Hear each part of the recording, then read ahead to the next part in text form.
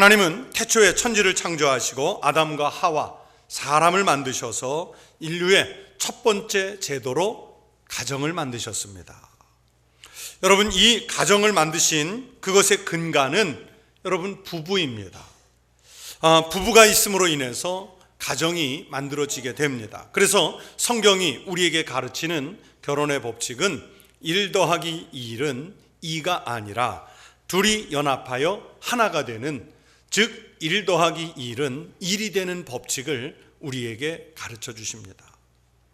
가정의 달 세 번째 주일을 보내면서 오늘은 가정의 기본 단위로서 부부에 대해서 말씀을 드리도록 하겠습니다. 아내는 남편에게 순복하고 남편은 아내를 귀히 여기고 사랑하면 건강한 부부관계가 만들어지고 그것을 기초로 해서 가정이 화목하게 아름답게 세워질 수 있습니다. 사실 남자와 여자가 전혀 다른 문화와 환경에서 살다가 한 가정을 이루어서 화목한 가정을 이루어 간다는 것이요, 여러분, 이거 결코 쉬운 일 아니에요. 우리가 결혼 생활 해봐서 알잖아요. 화목하게 잘 사는 것 같은 가정도 사실은 여러분 그 가정에 어느 날 갑자기 저절로 그렇게 잘 살게 화목하게 된 것이 아니라 그 가족 간에, 특별히 부부 간에 정말 많은 수고와 노력이 있었고 또 부부 간에 서로 양보하는 희생이 있었기 때문에 그런 가정을 이룰 수 있었던 것입니다. 남편과 아내는 정말 다른 존재예요. 이 다른 존재가 만나서 화목한 가정을 만들기가 그만큼 쉽지가 않아요. 그러나 다른 존재라는 것을 인정을 하고 그것을 만들어 가야 하는 거죠. 성경에 보시면 남자와 여자가 어떻게 다른지를 자주 말씀하는 부분들이 있는데, 제일 먼저 창세기를 보시면 우리가 첫 번째 받는 인상은 뭐냐면 남자와 여자는 여러분 우선 만든 재료가 다릅니다. 재료 자체가 달라요. 창세기 2장을 보시면 우리말 성경에서는 남자는 흙으로 만들었다 그렇게 되어 있는데, 히브리어 원문으로 가시면 또 영어 성경을 보시면 흙이 아니에요. 정확하게 from the dust of the ground라고 되어 있어요. 땅 위에 있는 먼지로 만들었다 되어 있어요. 먼지만도 못한 존재가 우리 남자예요. 그러면 여자는 남자의 갈빗대를 빼서 만들었어요. 여러분, 도자기를 만들 때 좋은 재질이 뭡니까? 본차이나잖아요. 여성은 본차이나로 만들었어요. 이 남자가 함부로 대하면 안 되는 거예요. 질이 다른데. 남녀가 또 어떻게 다르냐면 여성들은 어떤 일에든지 감성적인 반응을 기대하는데 남성은 정답을 말한다고 합니다. 쇼핑을 가도요, 남자는 자기가 사려고 하는 그 물건을 향해서 돌진을 하고 그걸 사고 나면 군대 철수하듯이 가버리려고 합니다. 그러나 여성은 어렵게 나왔으니까 온 김에 눈으로라도 여러 곳을 좀 보고 가자 합니다. 남자는 막히는 문제가 있으면 혼자만의 동굴로 들어가서 해결점을 찾은 다음에 일상의 생활로 돌아오려고 하는데 여성은 같이 고민하고 상의해서 풀어가자고 말을 합니다. 이 견해들은 제 견해가 아니고 아주 유명한 베스트셀러 화성에서 온 남자, 금성에서 온 여자라는 책에서 그렇게 진단하면서 남자와 여자가 어떻게 이렇게 상반되게 다르냐 하면 남자는 화성에서 왔고 여자는 금성에서 왔기 때문이랍니다. 이렇게 다른 두 사람이 만나서 말씀대로 하나가 되기가 참 어렵습니다. 하나 더하기 하나는 둘인 부부가 정말 많습니다. 그러나 하나님은 두 사람이 연합하여 하나가 되라고 분명히 말씀하셨지 않습니까? 어떻게 그렇게 될 수 있습니까? 그것은 사랑이라는 것에 답이 있습니다. 사랑의 답이 있어요. 사랑은 어느 날 갑자기 하늘에서 뚝 떨어져서 그 전에 사랑하지 않던 사람이 사랑할 마음이 생긴다든지, 마음이 변심해서 그렇게 생기는 것이 아닙니다. 성경은 성령의 9가지 열매를 말씀하시면서 제일 먼저 첫 번째 열매를 사랑이라고 말씀했습니다. 여러분, 열매는요 그냥 열리지 않습니다. 농부가 씨를 뿌리고 싹이 돋은 후에 물을 주고 잡초를 뽑아주며 관리를 해야 됩니다. 사랑이 성령의 열매라는 것은 그냥 그것이 내려오는 은사가 아니라 끊임없이 노력하고 진정성을 가지고 대해야 열매를 맺을 수 있다는 것을 성령의 은사가 우리에게 가르쳐 주시는 거예요. 이 관계를 이해해야, 그래야 부부가 사랑의 관계를 이루고 가정을 화목하게 만들어 갈 수 있습니다. 하나님께서 아담을 만드신 후에 보니까 아담이 홀로 있는 것이 보시기에 좋지 않았습니다. 성경 창세기 2장 18절에서 말씀합니다. 여호와 하나님이 이르시되 사람이 혼자 사는 것이 좋지 아니하니 내가 그를 위하여 돕는 배필을 지으리라 하시니라. 사람이 혼자 사는 그 쓸쓸한 모습이요 하나님 보시기에 좋지가 않아 보였어요. 그래서 하나님은 아담을 위해서 돕는 배필을 짓기로 하셨는데, 그 돕는 배필은 히브리어의 뜻이 적합한 반려자라는 뜻입니다. 그리고 응답하는 자라는 뜻을 가지고 있습니다. 결국 남편과 아내는 상하의 계급관계가 아니라 서로 적합한 도움을 주며 공존해야 하고 서로를 필요로 할 때 응답할 수 있는 관계여야 합니다. 아담이 하와를 처음 만난 후에 얼마나 보기에 좋았던지 이는 내 뼈 중에 뼈요 살 중에 살이라 그랬습니다. 아마 하와도 아담을 보면서 이는 내 뼈 중에 뼈요 살 중에 살이라 동일한 마음을 먹었었을 거예요. 인류 최초의 결혼식은 그렇게 아름다웠습니다. 지금도 결혼 주례를 하면서 보면 흐뭇한 표정으로 신랑을 바라보며 신부를 바라볼 때 이는 내 뼈 중에 뼈요 살 중에 살이라 하는 그 사랑하는 표정으로 바라봅니다. 그러나 막상 결혼 생활이 시작돼서 살면서 보면 그런 감격을 점점 잃어가는데, 그것은 이해하려는 마음, 사랑하려는 노력을 기울이지 않기 때문입니다. 그래서 여러분, 결혼식을 올려서 부부가 되는 것은, 그것은 사랑의 완성이 아니라 이제부터 본격적으로 사랑을 배워가면서 가정을 만들어가면서 하나님께서 주신 온전한 사랑을 이루어가는 그 시작입니다.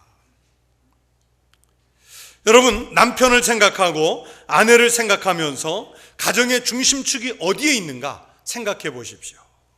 여러분, 가정 안을 들여다보면, 가문 안을 들여다보면 그 안에서 참 다양한 관계가 형성되어 있습니다. 부모님과의 관계가 있고, 자녀와의 관계가 있고, 형제나 남매 또는 자매 간의 관계가 있습니다. 동기 간의 관계가 있습니다. 다 중요한 관계입니다. 어느 것 하나 소홀히 할 수 없는 관계들입니다. 그러나 이런 관계가 가정의 중심축은 아니에요.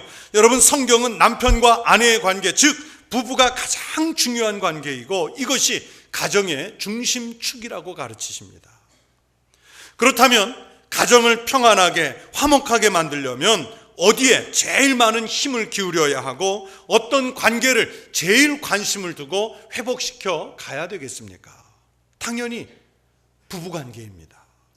가정의 중심축인 부부관계, 즉 남편과 아내의 관계가 건강해야 그 가정 전체가 화목하고 건강해질 수가 있습니다. 반대로요, 다른 관계가 아무리 좋아도 남편과 아내, 부부의 관계가 건강하지 못하면, 불화하면 여러분, 다른 관계도 다 불편해집니다. 이런 가정은 건강한 가정이 될 수 없습니다.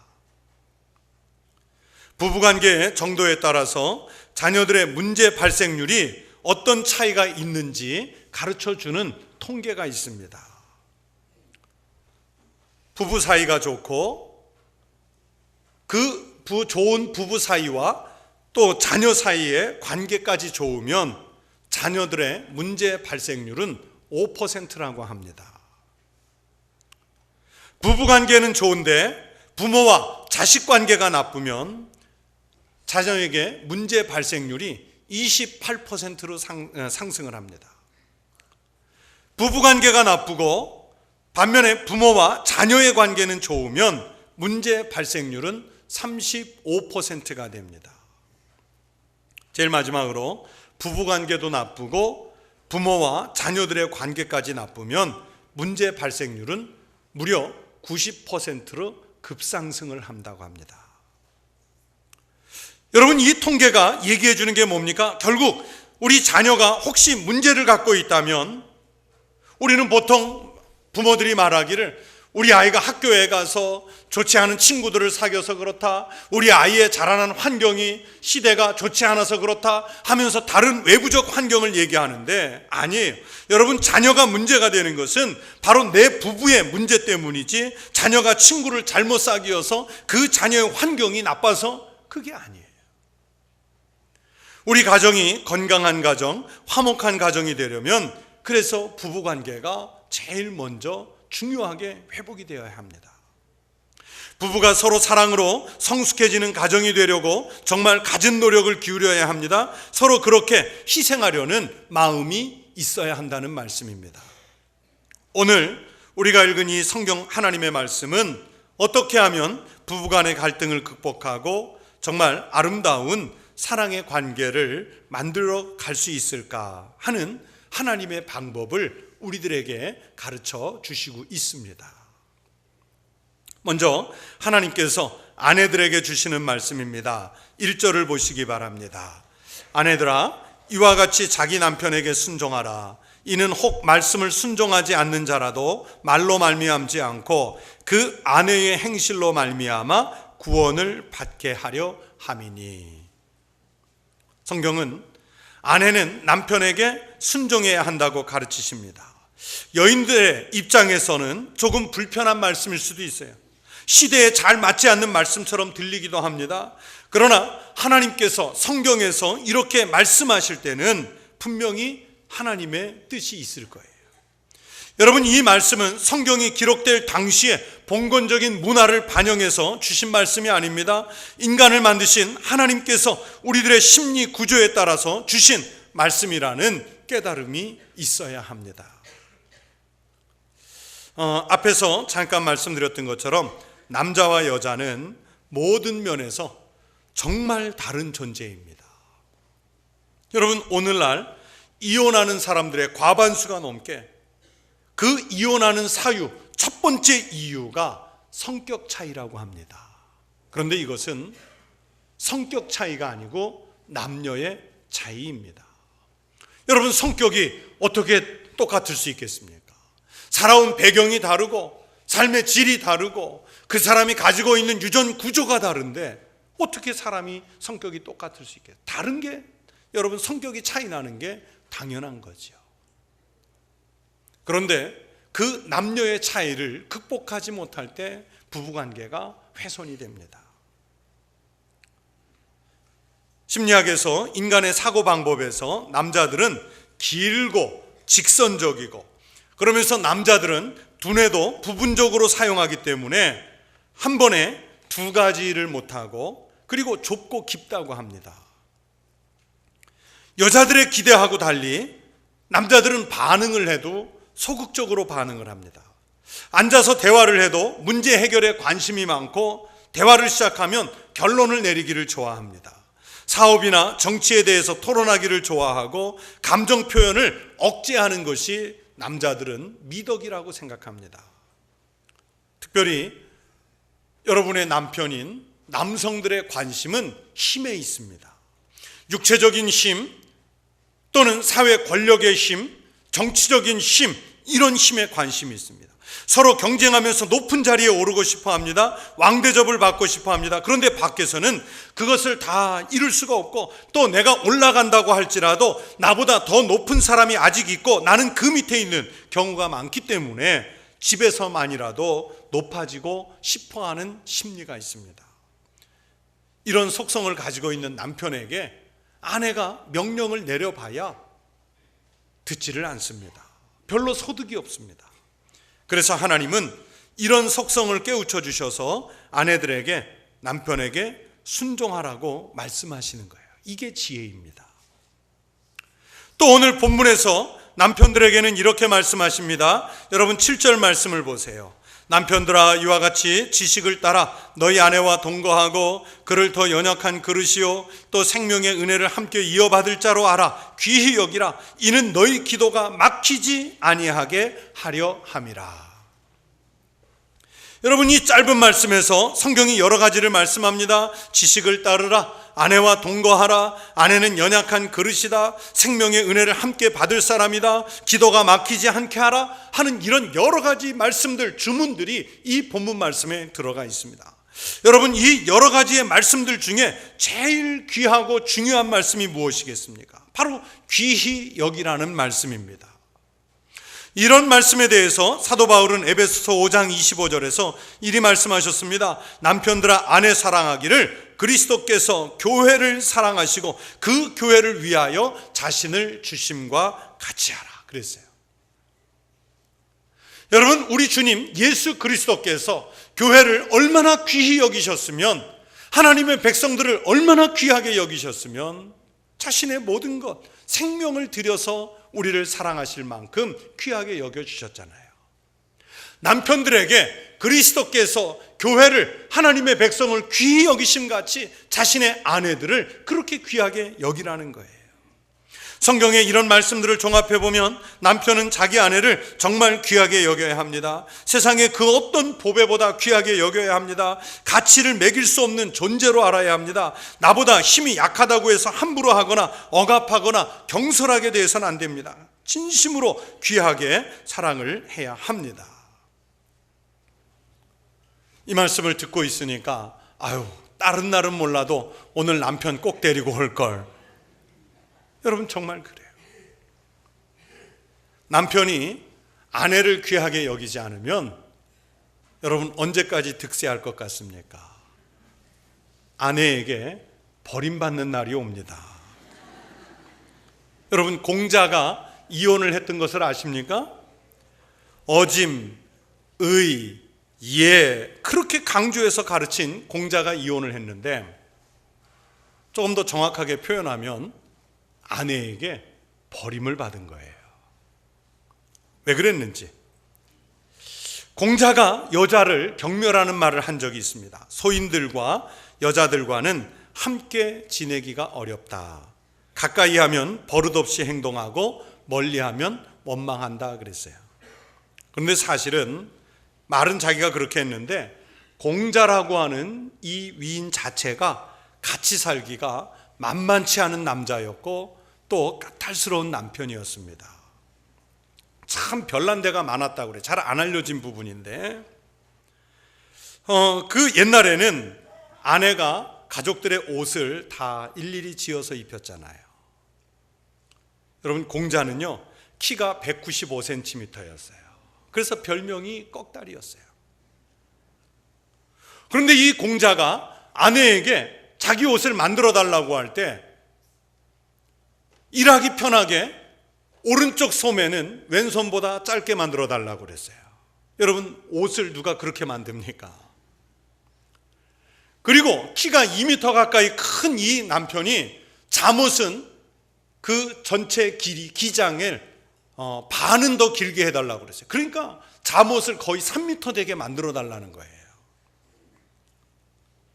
공자가 아내를 특별히 힘들게 한 것은 까다로운 입맛이었습니다.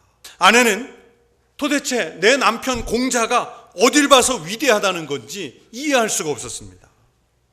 식탁에 생강을 올리지 않았다고 차려놓은 음식을 먹지 않아서 아내는 공자 남편에게서 떠날 결심을 합니다. 그러던 어느 날 결정적으로 고기를 네모 반듯하게 썰어내지 않았다고 해서 남편이 그 고기를 먹지 않았어요. 그래서 공자의 아내는 매 끼니마다 고기를 네모 반듯하게 썰어내는 다른 여자를 찾아다 주겠다면서 핑계를 대고 공자를 버리고 가버립니다. 재밌는 사실은 공자만 이혼을 당한 게 아니에요. 공자에게는 아들이 하나밖에 없어요. 그리고 그 유명한 손자 자사가 있는데 아들도 손자도 다 이혼을 합니다. 여러분, 힘써 잘해주세요. 귀하게 여겨주세요. 어느 날 갑자기 버리고 도망갈지 모릅니다. 하나님께서 내 갈비뼈를 빼서 만들어주신 귀한 아내잖아요.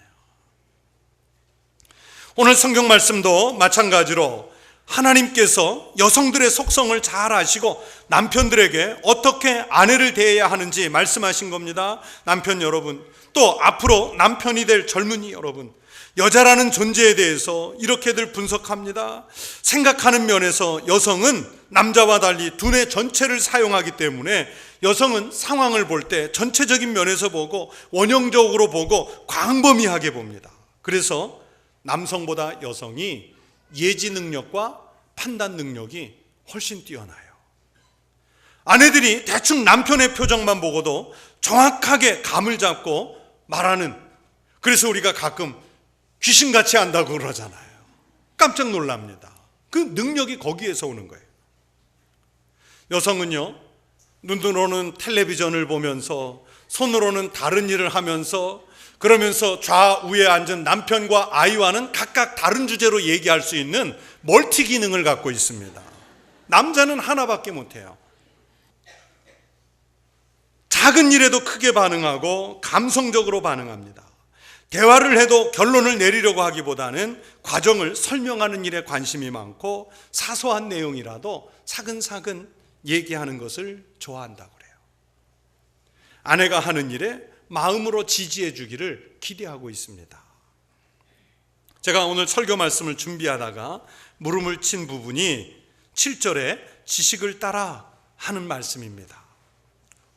하나님께서 사랑할 때 왜 정성을 다해서 사랑해라, 네가 할 수 있는 모든 마음을 다해서 사랑하라, 그렇게 말씀하시지 않고 지식을 따라 너희 아내와 동거하라고 말씀을 하셨을까? 이 말씀 때문에 오늘 전체의 말씀이 하나님께서 남녀의 속성에 따라 주신 말씀이라는 그런 힌트를 얻었습니다. 남성은요, 감정 표현이 약하기 때문에, 반응이 느리기 때문에 마음으로, 정성으로 사랑하는 것이 어렵습니다. 어려워요. 그래서 하나님께서 주시는 말씀의 지식, 배워서 알게 된 그런 지식을 따라서 그 힘으로라도 아내를 사랑하고 귀하게 여기라는 말씀이에요. 장로의 신학대학 학장을 지내신 우리나라에서 가장 유명한 신학학자 가운데 한 분인 박창환 교수님은 오늘 이 본문의 주석에서 아내의 요구와 기분과 주장을 알도록 하라는 말씀이라고 해석을 했습니다. 또 남편의 의무가 무엇인지 깨달아서 같이 살라는 말씀이라고 해석했습니다. 지식, 곧 안다는 것은 히브리식으로 생각하면 친밀하고 깊은 교제를 통해서 알아가는 것을 말하는 것입니다.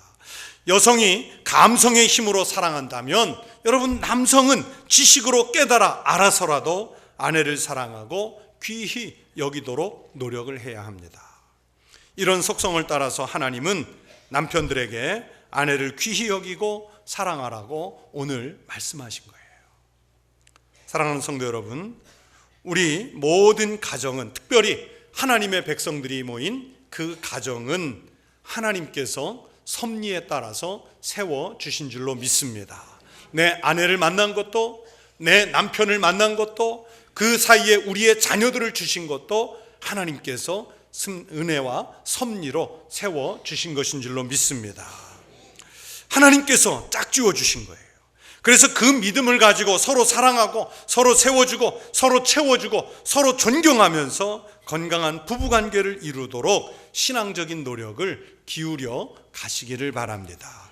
특별히 부모님들이신 분에게 당부를 드립니다. 부모이신 성도님들은 우리 자녀가 부모인 나와 관계를 깊이 맺는 것보다 자기들 부부관계를 더 깊이 맺도록 가르치고 또 양보하고, 그러면서 그 자녀들의 가정을 위해서 기도로 격려해 주셔야 합니다. 건강한 부부를 통해서 신앙적으로나 사회적으로 건강한 가정들이 되시기를 축원합니다. 하나님께서 세워가시는 믿음의 가정들로 세움받기를 주의 이름으로 축원합니다.